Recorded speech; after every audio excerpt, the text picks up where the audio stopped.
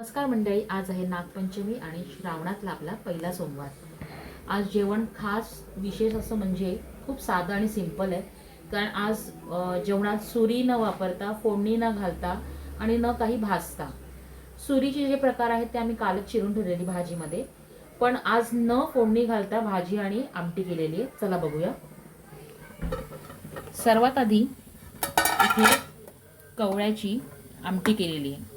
ह्या आमटीला म्हणजे हा जो कवळा म्हणजे हा जो पाला आहे ना, तुम्ही कालच चिरून ठेवला पण न फोडणी करता बनवलेला आहे। मग इथे आपली आहे मुगाची भाजी। ह्या भाजीला सुद्धा मी न फोडणी करता ही भाजी बनवलेली आहे। तरी बघताय तुम्ही काय टेम्पटिंग आहे, मस्त। आणि आपले आज विशेष असे उकडीचे मोदक। टाकू अंशू, मस्त हे बघा किती सुंदर आहे।